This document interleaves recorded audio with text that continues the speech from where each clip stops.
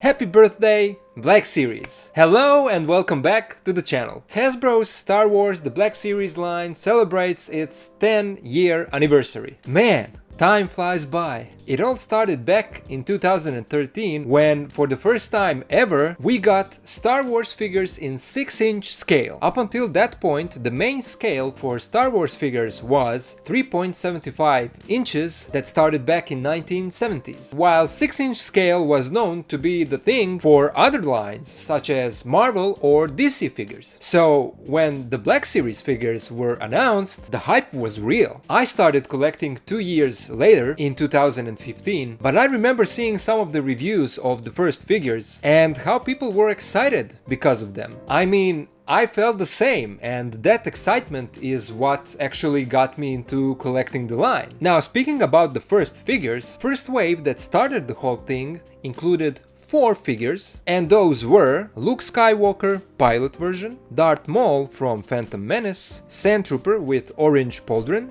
and R2-D2. All of them great figures at the time, although this was before Hasbro upgraded their face printing technology. And people were noticing from the start that R2 is just out of scale. I have to say that I missed out on the first wave, and only a few years ago I was able to at least get that first pilot Luke with an updated face in Hasbro's archive line. I do have a bootleg version of that first Maul figure that was before he was re-released also in the archive line, and I have a Sand Trooper Sergeant figure that comes with a white pauldron. As for R2 figure, not only that it was out of scale, but it was actually really difficult to find it, and that's why I went with Bandai's model kit that is much more accurate in terms of scale with the Black Series figures. When I started collecting back in 2015 here in Croatia, I could still find Wave 2 figures in my local stores. And so the first 2 figures that I got were Han Solo and Greedo from A New Hope. 2015 was also the year when Star Wars hype came back to life. The Force Awakens was coming to theaters, and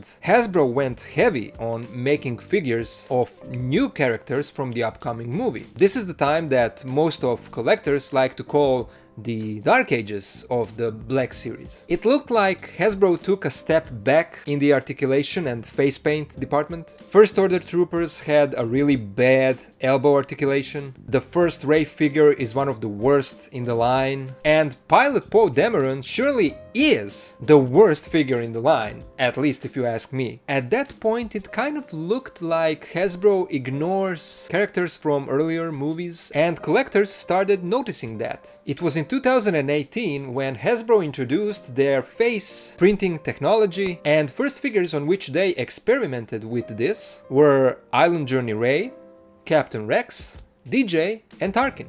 Now this was a huge improvement for the line, and Hasbro kind of had to make that move because other companies like Bandai Tamashii Nations started kicking their ass with high quality figures that they were giving us in their SH Figure Arts line. And yeah, face printing made these figures much better. And now, if you compare Black Series figures before and after face print technology, it's obvious how those before look a lot more toyish. So now we were at the point when, for example, Hasbro's Mace Windu figure could compete with the SHF one. And some will say that Hasbro's Mace is even a better figure. So there you go! Great job, Hasbro! But that's not all. In following years, Hasbro made changes to the articulation for the whole line and got rid of the old visible pins in elbows and knees. Instead, they introduced a single bend on those articulation points that still gave us a great range for dynamic posability and made the sculpt look more proportionate and aesthetically pleasing because they were able to hide breaks in the body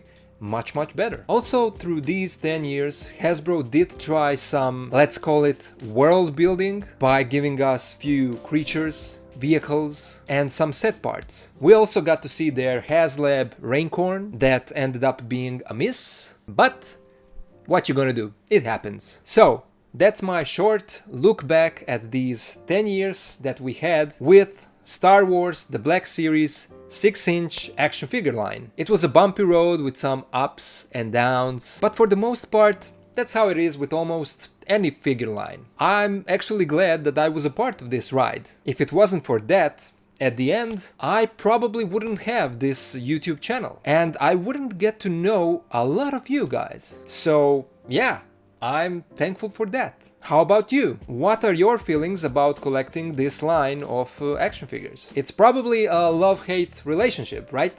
Well, let me know down in the comments. Here's to 10 more years if that's possible, but first let's see what new figures will be revealed at the beginning of this month of February. Thank you all for watching, and I'll see you in the next video.